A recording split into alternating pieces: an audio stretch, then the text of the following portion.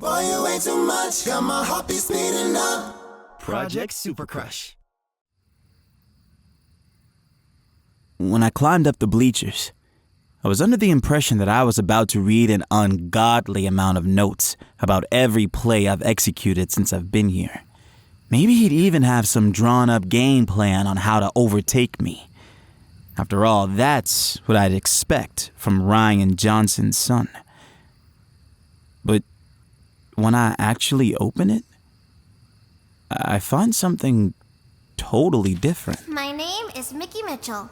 Huh? It reads more like a story. A story that's actually pretty good. As if I needed another reason to be confused by this kid. This isn't helping me figure out what's going on with him at all.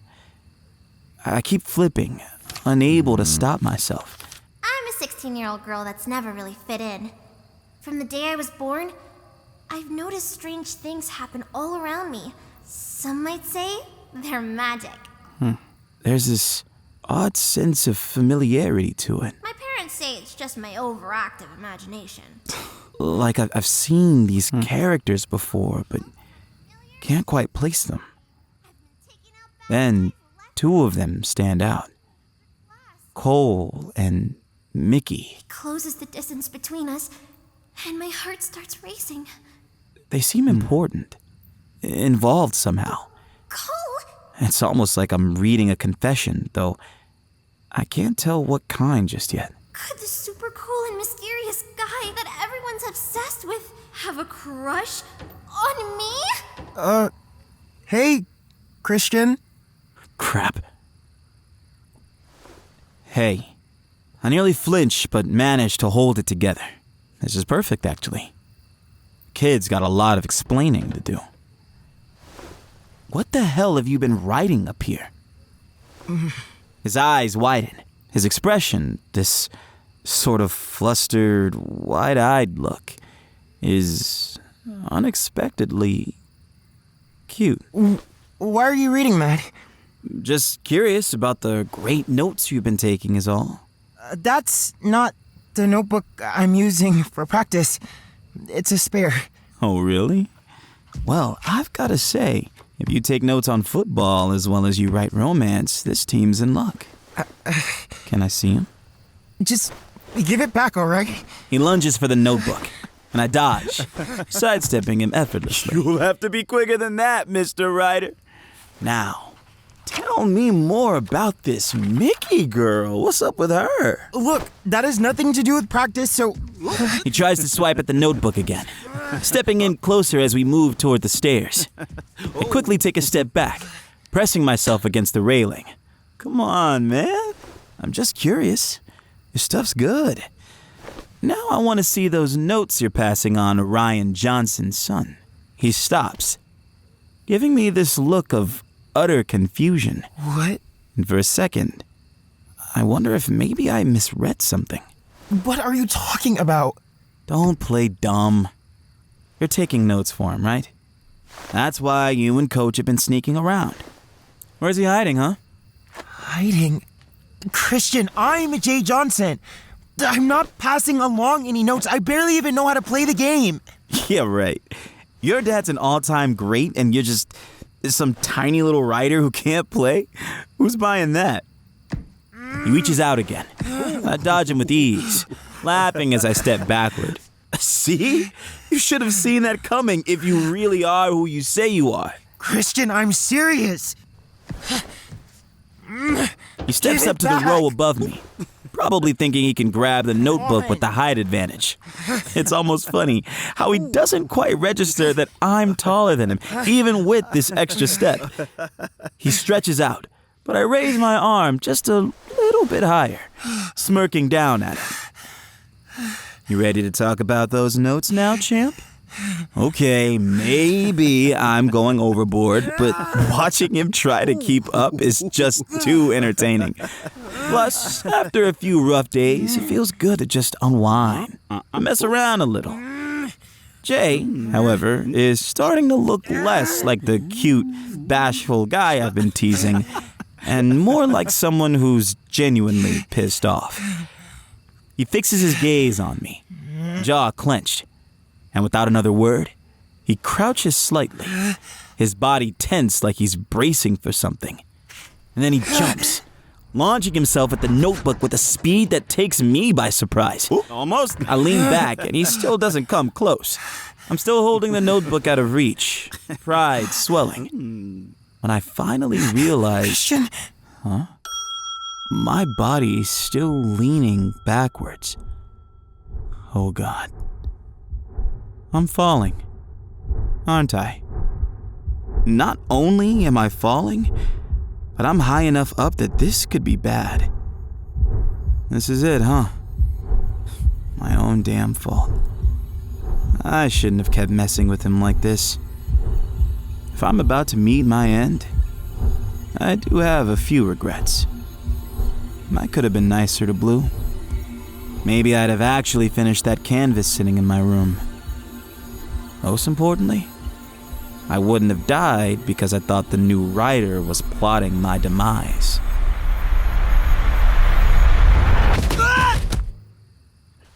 My body makes contact with the ground, and I'm not dead. At least, I don't think so. Christian! I hear Jay's voice above me. He looks down, frozen, like he can't believe what just happened. Pain floods my senses, sharp and immediate, focused in my left leg. Damn it! That finally snaps him out of it, and he runs down to me, his face full of concern, crouching beside me. Are you okay? My usual sarcasm falls flat, drowned out by the pain throbbing in my leg. Get Coach! Okay. He stumbles over his words, then bolts out of my line of sight. I look up, trying to distract myself from the pain by focusing on the sky. A bird is circling above me. An eagle or a hawk, I can't tell. Not that I'm superstitious, but that's probably not a great sign. I don't have long to think about it before I hear Coach McCartney's familiar, booming voice. Miller? What the hell happened? Him. It's his fault. What? No! He slipped because he stole my notebook. You were teasing him? Really? How old are you? Coach narrows his eyes at me, a look of disbelief crossing his face. Coach, just help me, please. Yeah. Coach bends down and hoists me up, draping my arm over his shoulder. Can you walk on it? I make the mistake of trying to put the weight on my leg. Coach clicks his tongue in annoyance as he takes on more of my weight. He starts leading me off the field, and I take one last glance back at Jay. He looks like he's about to be sick, standing there as he watches me limp away.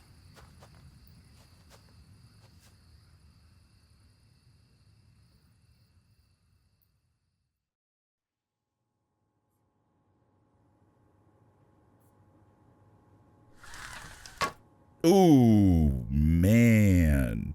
It's pretty bad. Probably not the first words you want to hear from your doctor. Yet here they are, fresh off his lips. He glances at the x-ray of my foot and lets out a low whistle. How'd you manage to give yourself this shiner? Being a jackass. He's your son?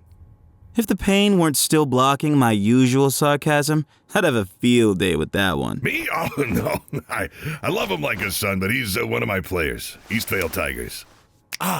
If you're the coach, then you are... Christian Miller, starting quarterback. Well, Christian, you're probably not going to like what I have to say. What is it? I'll be fine by next week, right? Christian, I'm afraid you've got a pretty severe sprain. It'll need a minimum of 6 weeks to fully heal. 6 weeks? Is it really that bad? 6 weeks? That can't be right. My mind can't even process it. There's no way I'm out for that long. This has to be a joke, right? To be safe, I'd say closer to 8 weeks for full recovery. You might be able to walk on it without support in a week or two, but any intense activity will just make things worse. You'll have to take it easy. Wait, what do you mean, walk on it without support? Ugh. The doctor winces and, without a word, he steps out of the room. Meaning? Only to return a moment later with a set of underarm crutches. You'll be using these. No way. This isn't happening. This can't be real. Well, you really done it this time, Miller.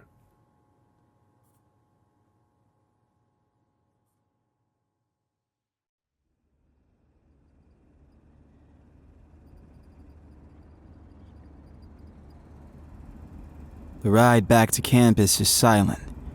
And for once, I'm glad. I'm too tired to talk, too tired to do anything but feel the throbbing in my ankle, pulsing under the gauze. My mind's buzzing with thoughts I can't stop. Football, my injury, and Jay. If I hadn't let my stupid suspicions get the best of me, I wouldn't be here. I replay every second of that scene on the bleachers, wondering what I was thinking. What even possessed you to mess with that poor boy? What? He just seemed suspicious, Coach. I mean, he kept staring at me during practice, and he was always scribbling away in that notebook. Well, are you not used to hundreds of people staring at you, Miller? It comes with the gig. I am. It's just... You told me he's Ryan Johnson's son. I didn't expect him to be so... awkward. Oh, so because he didn't fit into whatever image you had in your head, you thought it was fine to take his stuff and mess with him after practice, huh? Turn into a bully who picks on the little guy? I thought he was taking notes on my performance. I thought maybe you were hiding the real Jay Johnson and the writer was just some decoy. Are you serious, Miller? Jackson used to say you threw curveballs to keep us on our toes. And with Aaron and Jay showing up, I thought maybe you were testing me. I'm stumbling over my own words, but I can't stop. I feel like a kid caught in a lie, and it's humiliating. Curveballs. Curveballs as in extra laps. Curveballs as in switching up formations once in a while. Not masterminding some scheme to replace my best player with a hidden quarterback. So that's what's been on your mind, huh? No wonder you've been so distracted lately. The car goes quiet. And I know I've lost whatever ground I thought I had. He's focused on the road. That boy, he's different. He's not used to any of this. His dad sent him here, hoping he'd learn to be a part of a team, a place where he could fit in. But you went after him with all that suspicion, and now he's probably feeling like he doesn't belong here at all. And that's on you. I remember all those moments. Jay barely looking up from his notebook, flinching every time I spoke to him. It's like he was constantly on edge, like he didn't know how to be here. And it all makes sense. The notebook was the real clue. He wasn't watching me. He was lost in his own world, writing some story. I thought he was here to replace me, Coach. I'm sorry. He wasn't, Christian. But now, Aaron may have to. The weight of his words sinks in, settling like a stone somewhere deep in my chest.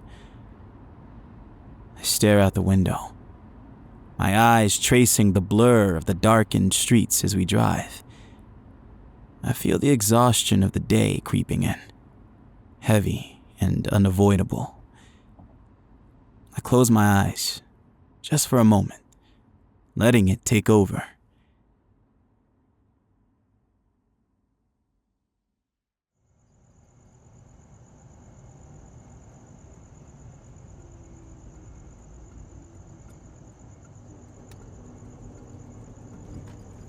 It feels like barely 5 minutes pass before I sense the car slowing.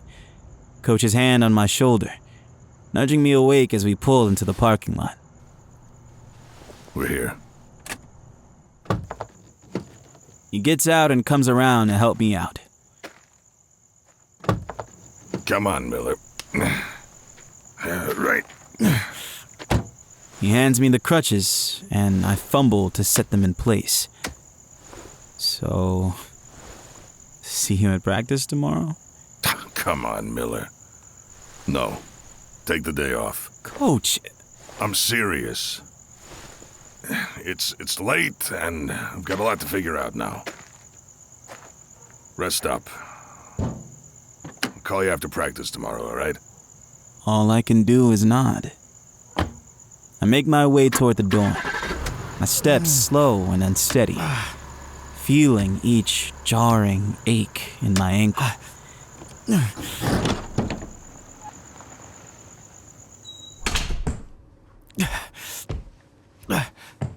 At least it's late and no one's around to see me hobbling like this.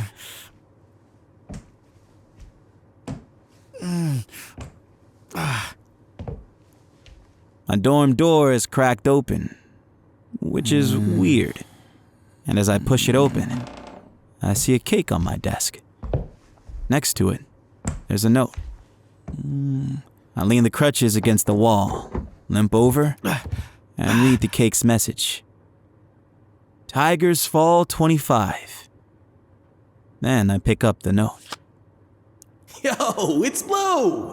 The guys and I wanted to surprise you after your second practice, but they got tired of waiting for you. You must have been going beast mode. Anyway, enjoy the cake. We can't wait for this season under your guidance, QB. A surge of emotions hits me all at once. Anger, frustration, disappointment. Without thinking, I slam my fist into the cake, smashing it into a mess of frosting. I hit it again and again, till my desk is a wreck.